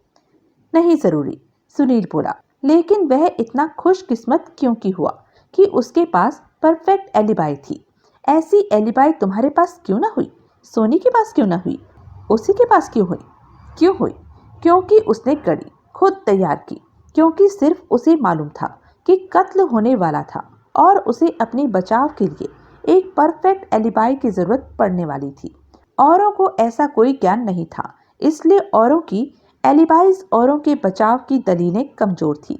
मेरी माला के मन को मेरा दर्जनों कत्ल के केसों से वास्ता पड़ चुका है और यह मेरा हमेशा का तजुर्बा रहा है कि अपराधी की एलिबाई हमेशा देखने में सबसे अधिक मजबूत लगती है। इसलिए लगती है क्योंकि उसने उसको मजबूत बनाने के लिए एडवांस में खास मेहनत की हुई होती है। सुनील एक क्षण ठिठका और फिर बोला। यह बात कुछ इस प्रकार की है कि क्लास में वो विद्यार्थी जवाब देने के लिए सबसे ज्यादा उतावलापन दिखाता है, मास्टर के ध्यान आकर्षण के लिए सबसे ज्यादा हाथ हिलाता है, जिसे कि सवाल का जवाब आता ही नहीं होता। उसकी वो तमाम कोशिशें मास्टर को मिसगाइड करने के लिए होती हैं कि उसे तो जवाब आता ही है, उससे जवाब पूछकर क्या वक्त बर्बाद करना। ऐसी ही बात परफेक्ट एलिबाई के साथ होती है। पांडे क्योंकि स्टेज पर बैठा था, इसलिए हर किसी ने बमै पुलिस सोच लिया हुआ था कि वह तो हत्यारा हो ही नहीं सकता था। ऐसे? रमाकांत बोला। तेरा बॉस भी तो था, बराबर था, लेकिन मलिक साहब के हत्यारा होने की मैं कल्पना भी नहीं कर सकता। अलबत्ता उनके स्थान पर गोली चलने के वक्त वहां जो कोई भी होता, मैं उस पर जरूर शक करता। वह शख्स वो मंत्री ही क्यों ना होता जो भाषण करते ही चला गया था। यानी कि तुझे शुरू से ही पांडे पर शक था? हाँ, लेकिन सिर्फ उसकी परफेक्ट एलिबाई की वजह से नहीं, कुछ और भी बातें थी जो तीर के हिस्से में आती हैं। वो क्या बातें हुई? मतलब साल्वी की रिवॉल्वर चुराने की सुविधा उसे बखूबी उपलब्ध थी। उस रिवॉल्वर में से एक फायर करके उसे मोहनलाल के क्वार्टर में प्लांट कराना उसके लिए मामूली काम था। आखिर मोहनलाल सारा दिन उसके साथ रहा था और पांडे इमारत के पूर्वी विंग में आम बेरोक टोक आता जाता था और केवल पांडे कहता था कि 50,000 के बैंक से निकलवाए गए नोट उसने लौटते ही फौजदार को सौंप दिए थे। लेकिन हकीकतन यह बात स्थापित नहीं हो रही थी। मोहनलाल ने या किसी ने भी उसे फौजदार को नोट सौंपते नहीं देखा था। एक बार आप मोहनलाल को बेगुनाह मान ले तो फिर उसका नोटों को फौजदार की मेज की दराज से निकाला होना भी नहीं जचता। नोटों की रिवॉल्वर के साथ बरामदी ही साफ जाहिर करती थी कि वे प्लांट किए गए थे। आगे यह भी स्पष्ट है कि जिसने रिवॉल्वर प्लांट की थी उसी ने नोट प्लांट किए थे। इशारा फिर पांडे की तरफ है। सबने सहमति में सिर हिलाया। नोट फौजदार साहब के पास उपलब्ध नहीं थे। इसका सबूत यह भी है कि उन्होंने वे नोट सोनी को देने की बात की थी लेकिन दिए नहीं थे। इस बात की बर्था भी गवाह है। नोट अगर सोनी से हुए झगड़े के वक्त तक पांडे फौजदार साहब को सौंप चुका होता तो जैसी तकरार सोनी फौजदार साहब से हुई बताती है उसकी रूह में फौजदार साहब ने वे नोट सोनी के मुंह पर मारे होते। एग्जैक्टली, सोनी बोली। पांडे के खिलाफ अगली संदेहजनक बात मेरे पास यह थी कि सिर्फ उसने कहा था कि मोहनलाल फंक्शन के दौरान हॉल में मौजूद था। अव्वल तो साहब लोगों के फंक्शन में एक नौकर चाकर का काम ही क्या, लेकिन बहस के तौर पर मान लिया जाए कि वह कत्ल की खातिर ही वहां मौजूद था तो बाद में यह पूछे जाने पर कि वहां से कोई गायब तो नहीं था। पांडे को 200 से ज्यादा आदमियों की हाजिरी वाले फंक्शन में से यूं आनन फानन गोली की तरह मोहनलाल ही का ख्याल क्यों आया? 200 सूरतों को तो जहन में उतारने में ही ढेर सारा वक्त लगता है। उसने तो पूछे जाते ही निसंकोच मोहनलाल का नाम ले लिया। क्यों ले लिया? क्योंकि मोहनलाल के क्वार्टर में साल्वी की रिवॉल्वर छुपी हुई थी और उसकी तुरंत बरामदी का उसकी मर्डर स्कीम में बड़ा अहम रोल था। साल्वी की रिवॉल्वर की बरामदी के लिए उसने ऐसा जहमत वाला तरीका क्यों इस्तेमाल किया? रमाकांत बोला, वह रिवॉल्वर को हॉल में ही कहीं प्लांट कर देता तो क्या था? हॉल में कहाँ?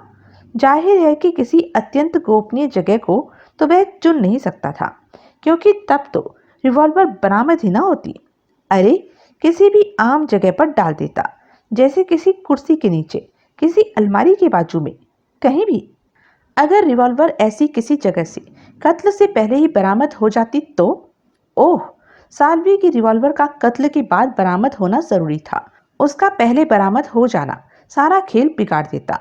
रिवॉल्वर पहले बरामद हो जाती, कत्ल शेल्फ वाली पांडे की अपनी रिवॉल्वर से बाद में होता तो कौन मान जाता कि कत्ल पहले बरामद हुई रिवॉल्वर से हुआ था? ठीक है, आगे बढ़।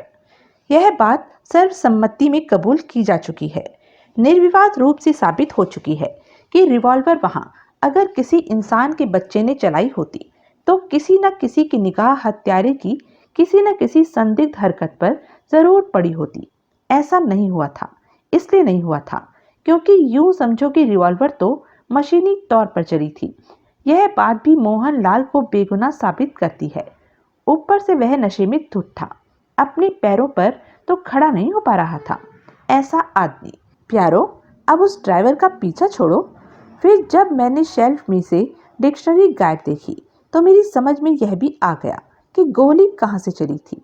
डिक्शनरी के गायब शुदा वॉल्यूम से हुई खाली जगह में अपनी तर्जनी उंगली तानकर जब मैंने अपना हाथ खाली जगह पर डाला था तो उंगली का निशाना सीधे डायस की तरफ बन गया था। याद है? याद है, लेकिन वहां इतनी जगह नहीं थी कि रिवॉल्वर थामे हाथ वाला घुमाया जा सकता।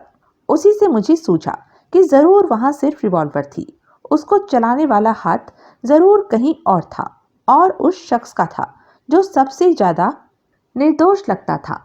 तब मेरा पांडे पर शक और भी मजबूत हो गया था।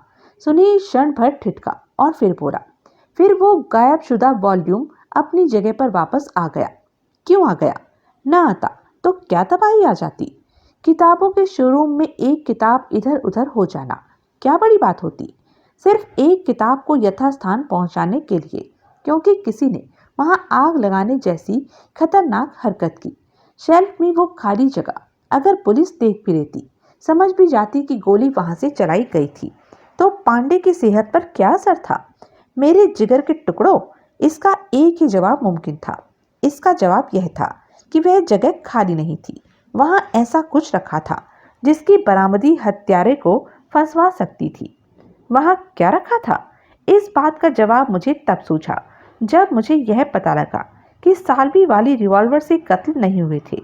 तब मुझे यकीन हो गया कि असली मर्डर वेपन किसी तरीके से डिक्शनरी के गायब भाग द्वारा खाली हुई जगह में फिट था।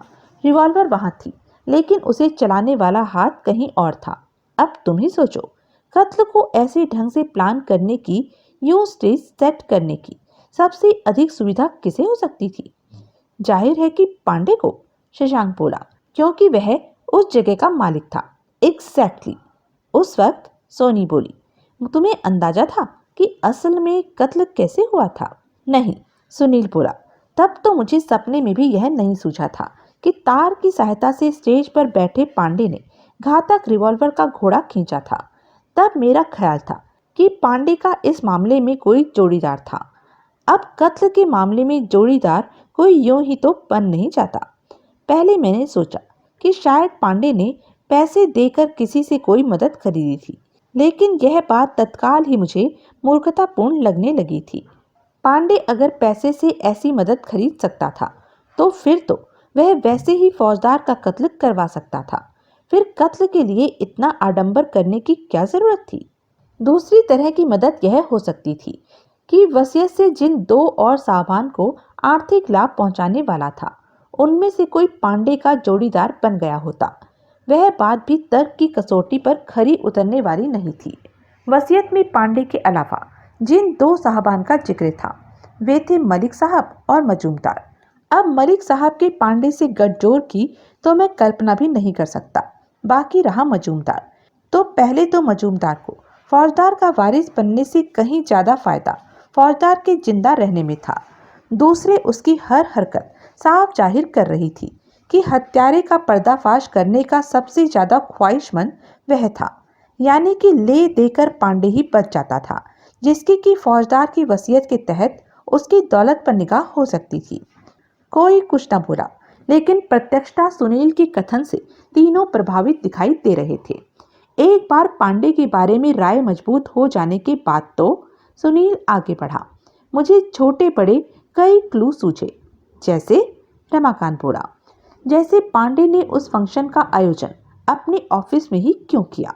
न सिर्फ वो जगह नाकाफी थी, बल्कि उस मंत्री जी की गरिमा के भी अनुकूल नहीं थी जो कि वहां आए थे।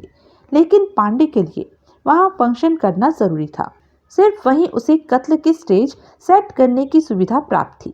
सिर्फ वहीं वह अपनी करतूत को एडवांस में टेस्ट करके इस बात की तस्दीक कर सकता था कि उसकी योजना कामयाब होने वाली थी। वहां उसने जानबूझकर मेहमान ज्यादा बुलाए थे और कुर्सियां कम लगाई थी, ताकि लोगों को मजबूरन उस खुले शेल्फों वाले बुक रैक के करीब जमघट की सूरत में खड़ा होना पड़े जहां से कि गोली चलनी थी, और ताकि बाद में यह समझा जाए कि उसी भीड़ में से किसी ने गोली चलाई थी। Very clever of him, Shashank प्रशंसात्मक स्वर में बोला। Yes indeed. आगे? रमाकांत बोला। अब गौर करो, सुनील बोला, कि वहां किस कदर बहुतियात में मर्डर सस्पेक्ट मौजूद थे। क्यों मौजूद थे वहां इतने सारे लोग जिन पर कि कत्ल का शक किया जा सकता? क्यों मौजूद थे? क्योंकि पांडे ने उन्हें बुलाया था, चुन चुन कर, छांट छांट कर, और बहुत मनवार, बहुत जिद कर करके।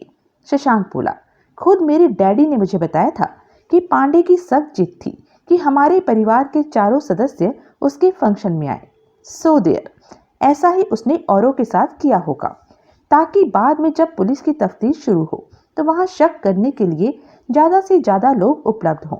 बाद में तफ्तीश का ढंग भी ऐसा रहा था कि हर किसी से उसकी हर मूवमेंट के बारे में बारीक से बारीक सवाल किए गए थे, सिवाय पांडे के। वो तो स्टेज पर था, वो कैसे कातिल हो सकता था? यही कारण है कि सबकी आंखों के सामने से गायब होकर वह आग लगाने के लिए बेसमेंट में पहुंच गया और किसी की उसकी तरफ तवज्जो तक नहीं गई। आग लगने के बाद जब वह अपने ब्रीफकेस के साथ इमारत के मुख्य द्वार से बाहर निकलता देखा गया तो सहज ही समझ लिया गया कि बाकी का वक्त वह बाहर ही कहीं मौजूद रहा था, जबकि हकीकतन वह उल्टे पांव बाएं विंग से होकर वापस अपने ऑफिस में पहुंच गया था। बाद में एक बार मेरी उस पर निगाह पड़ी थी तो वह अपने ब्रीफकेस को अपनी छाती के साथ दबोचे, आंखों में आंसू लिए अपनी जलती इमारत को देख रहा था। उस वक्त मुझे वह करुणा की प्रतिमूर्ति लगा था और मैंने समझा था कि वह अपने नुकसान पर आंसू बहा रहा था। लेकिन असल बात यह थी कि वह उसी वक्त मनोहर सिंह का कत्ल करके जलती इमारत से वापस लौटा था और आंखों में धुआं घुस गया होने की वजह से उसके आंसू निकल रहे थे। आग के बाद रमाकांत बोला, एक बार इमारत से बाहर निकल आने के बाद मनोहर सिंह वापस भीतर क्यों गया? अब असल में उसके मन में क्या था यह तो वही जाने, लेकिन इतना तो स्पष्ट है कि उसे किसी बात पर शक था जिसकी और तफ्तीश के लिए वह दोबारा भीतर गया था। जैसा मैंने पांडे के बारे में नतीजा निकाला था, मुमकिन है वैसा ही नतीजा वो भी निकाल चुका हो या उसे किसी और बात पर शक हो। बहरहाल एक बात की गारंटी है, वो न तो शशांक की मम्मी के इकबालिया बयान से प्रभावित हुआ था और न ही उसे मोहनलाल की गुनहगार होने का मुकम्मल तौर से यकीन आया था।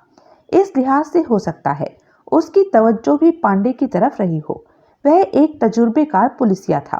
पांडे की एकदम परफेक्ट एलिबाई उसे भी खटक नहीं रही होगी तो हैरान तो कर ही रही होगी।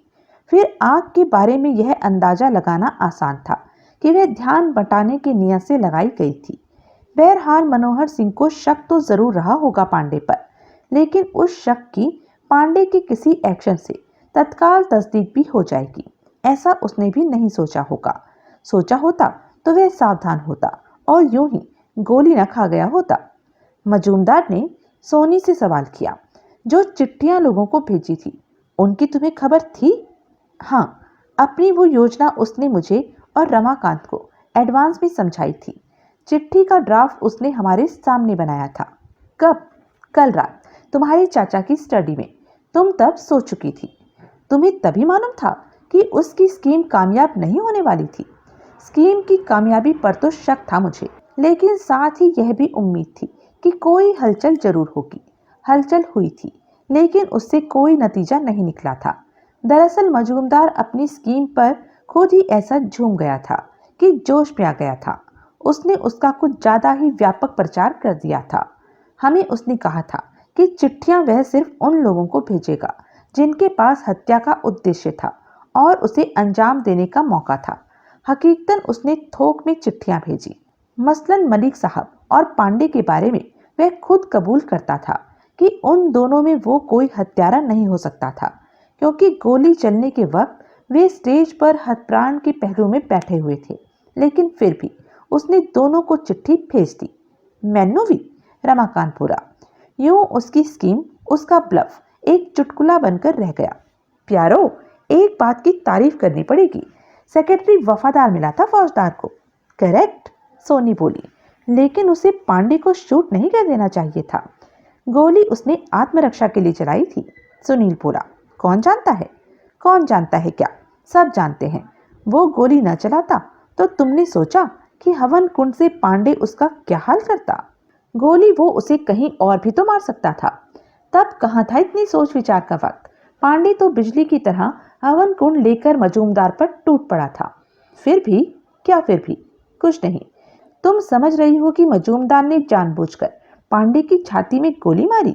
उसने पांडे से तुम्हारे चाचा की मौत का बदला लिया? सोनी ने उत्तर ना दिया, लेकिन उसकी सूरत से लग रहा था कि वह ऐसा ही कुछ सोच रही थी। तुमने? शशांक बोला। इस कथित अनुष्ठान का समापन खून खराबे पर होने की उम्मीद की थी?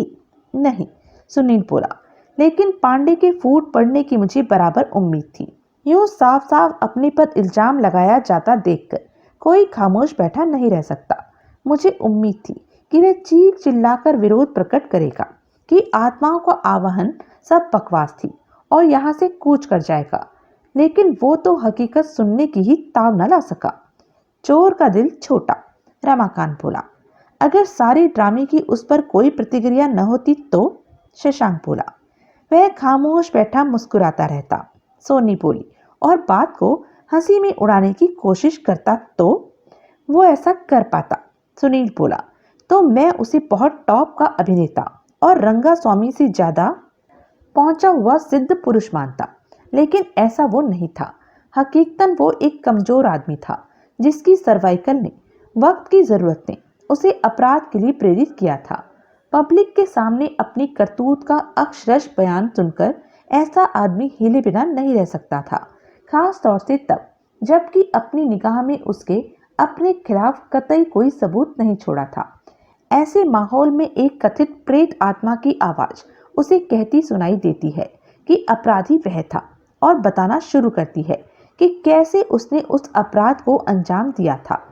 उन हालात में पांडे का आंदोलित होना और उस आवाज को चुप कराने की कोशिश करना स्वाभाविक था। वो स्टंट क्यों जरूरी था? जो कुछ प्रेतात्मा की जुबानी कहलवाया जा सकता था, उसे वैसे ही पांडे के खिलाफ क्यों इस्तेमाल नहीं किया जा सकता था? इस थ्योरी की बिना पर पांडे को गिरफ्तार क्यों नहीं कराया जा सकता था? गिरफ्तार कराया जा सकता था, लेकिन साबित कुछ नहीं किया जा सकता था। उसकी एलिबाई, मैं अभी भी कहता हूँ कि एकदम परफेक्ट थी। सबूत कोई है ही नहीं उसके खिलाफ। है तो बताओ कौन सा है? सिर्फ थ्योरियों के दम पर अपराधी को सजा नहीं दिलाई जा सकती। पुलिस उसके साथ जोर जबरदस्ती पर आमादा होती तो वह और ढीठ होता चला जाता और पुलिस का डट कर विरोध करता। आखिर में पुलिस को हथियार डालने पड़ते। लैक ऑफ एविडेंस की वजह से पुलिस के चंगुल से साफ छूट जाने वाला वह पहला मुजरिम न होता। उसके गुनाह को उजागर करने का यही तरीका था कि कुछ ऐसे हालात पैदा किए जाते जिनसे वशीभूत होकर वह खुद अपनी जुबानी कबूल करता कि वह अपराधी था। इस मामले में मजूमदार की रिवॉल्वर और उसके द्वारा चलाई गई गोली का भी जबरदस्त रोल है। गोली लगने पर पांडे ने समझा कि वह मर रहा था, इसलिए उसने मरने से पहले असलियत बयान करके जाना अपना फर्ज समझा।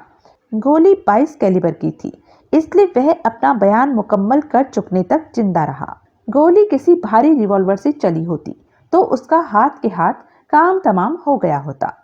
बहरहाल जो हुआ अच्छा हुआ। Everything happens for the best, Ramakant बोला। मेरी चाचा की वसीयत का क्या होगा अब? सोनी बोली। वसीयत अपनी जगह बरकरार है, सुनील बोला, लेकिन उससे फायदा उठाने का असली ख्वाहिशमंद शख्स जन्नत नशीन हो चुका है। बाकी दो जने, मलिक साहब और मजूमदार, उस पर अपना हक नहीं जताएंगे। मलिक साहब नहीं जताएंगे। मजूमदार के बारे में कुछ कहना मुहाल है। वैसे तो वसीयत अभी भी पांडे के ऑफिस में टंगी हुई है। तुम जाकर उसे अपने काबू में करो, उसे फ्रेम से निकाल कर माचिस दिखाओ और कहानी खत्म। सोनी ने इनकार में सिर हिलाया। क्यों? मुझे अपने चाचा का पैसा नहीं चाहिए। उसे चाहे काला चोर ले जाए, मुझे अपने पिता की ही संपत्ति मिल जाए, वही बहुत है। वो तो अब मिल ही जाएगी। अब मर गया है तो मुझे लग रहा है कि मेरा चाचा इतना बुरा आदमी नहीं था। मैं ही बुरी हूँ, कमीनी भी, जो यह न समझ सकी कि बुजुर्ग लोग औलाद के दुश्मन नहीं होते। वे अंत पंत उसका हित ही चाहते हैं। सुबह का भूला, रमाकांत बोला। 2-4 महीने में घर लौट आए तो भूला नहीं कहलाता। सोनी चुप रही। बहरहाल सुनील बोला, सारे ड्रामे का अहम तरीन किरदार रंगा स्वामी साबित हुआ। वो? शशांक बोला। अहम तरीन किरदार बनने के लिए तैयार कैसे हो गया? तुम्हें तो बेहतर मालूम होना चाहिए। आखिर तुम्हारे परिवार के सिर पर उसका वर्द हस्त है। उस तांत्रिक के बारे में जो ख्यालात मेरे परिवार के हैं, वो मेरे नहीं। बहरहाल उसने सहयोग तुम्हारे परिवार के भले बुरे को निगाह में रख कर ही दिया, खास तौर से तुम्हारी बहन की वजह से, जिससे कि उसका। शशांक ने कहर भरी निगाहों से सुनील की तरफ देखा। तुम मुझे घूरो या निगाहों से भाले पर्चियां बरसाओ, लेकिन यह हकीकत अपनी जगह कायम है कि रंगा स्वामी तुम्हारी बहन की गिरफ्तारी से बहुत फिक्रमंद था। उसी की भलाई को सोचकर वह मुझे हर सहयोग देने को तैयार हुआ था। शशांक शुष्क स्वर में बोला। उसने? सोनी बोली। सचमुच आत्मा बुलाई थी? इतना बड़ा नतीजा सामने नहीं आया उसकी इस सिद्धि की वजह से। सिद्धि माई फुट, सोनी मुंह बिचकाकर बोली।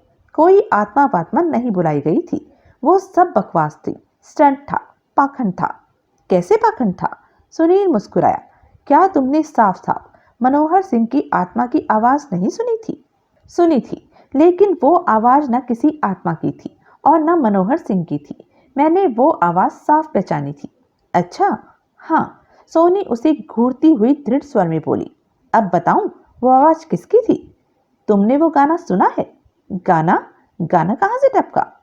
पर्दे में रहने दो, पर्दा ना उठाओ। पर्दा जो उठ गया तो भेद खुल जाएगा। यानी कि कबूल करते हो कि? हाँ, मैं कबूल करता हूँ। कबूल करता हूँ कि तुम्हारे कान बहुत पतले हैं, लेकिन इसी बात पर एक एक कॉफी और हो जाए। वेटर, वेटर, सोनी मुस्कुराती हुई खामोश हो गई। डबल मर्डर के उस केस का ईश्वरीय न्याय के साथ समापन हुआ। कानून के शिकंजे में फंसे बिना ही अपराधी अपने किए की सजा पा गया, जिसका कि बाद में इंस्पेक्टर प्रभु दयाल को काफी अफसोस हुआ और जिसकी वजह से उसने मजूमदार की खूब खबर ली। खामखा ही, लेकिन ली। मजूमदार ने वसीयत पर अपनी कोई दावेदारी पेश नहीं की, जो कि उसका बड़प्पन था। मलिक साहब की तो ऐसी कोई नियत होने का सवाल ही नहीं पैदा होता था। इसलिए अपने पिता की छोड़ी विपुल धनराशि के अलावा अपने चाचा की दौलत की भी सोनी मालकिन बनी। दोजक के कीड़े को मजूमदार ने पूरा किया। उसके प्रकाशन के लिए रकम सोनी ने लगाई और वह अलकनाथ पांडे की विधवा और मजूमदार की व्यवसायिक भागीदारी में प्रकाशित हुई। उपन्यास इंस्टेंट सुपरहिट साबित हुआ। उसने खुद फौजदार के उपन्यासों की बिक्री के अगले पिछले तमाम रिकॉर्ड तोड़ दिए। नतीजतन मजूमदार सेक्रेटरी से लेखक और लेखक से प्रकाशक बन गया। सोनी ने हासिल हुई दौलत का एक काफी बड़ा भाग स्वेच्छा से धर्मार्थ संस्थानों को दान दिया। उसने बर्था को नौकरी से निकाल दिया। उसने मोहनलाल की बीवी की ओपन हार्ट सर्जरी का इंतजाम किया और ऑपरेशन के लिए दरकार मुकम्मल रकम खुद अदा की। ऑपरेशन कामयाब रहा। रंगा स्वामी के सहयोग के ब्लास्ट में सुनील ने ऐसे कसीदे पढ़े कि सारे शहर में उसकी जय जयकार हो गई और नेपियन हिल पर उसके नए बने श्रद्धालु भक्तों का तांता लगने लगा।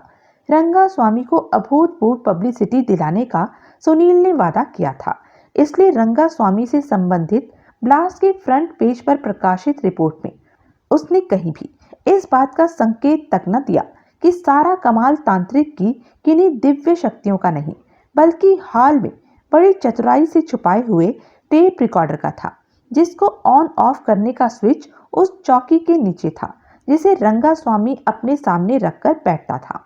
एक बार फिर ब्लास्ट इकलौता अखबार साबित हुआ जिसमें उस अत्यंत पेचीदा केस का एक्सक्लूसिव कवर अप छपा। ब्लास्ट प्रेमियों को अखबार का उस रोज का फ्रंट पेज लंबे अरसे तक याद रहा। तो यह था इस उपन्यास का अंतिम भाग। ऐसे ही मजेदार उपन्यास के लिए बने रहें मेरे साथ, और हाँ, मेरे चैनल को लाइक, शेयर और सब्सक्राइब करना ना भूलें। धन्यवाद।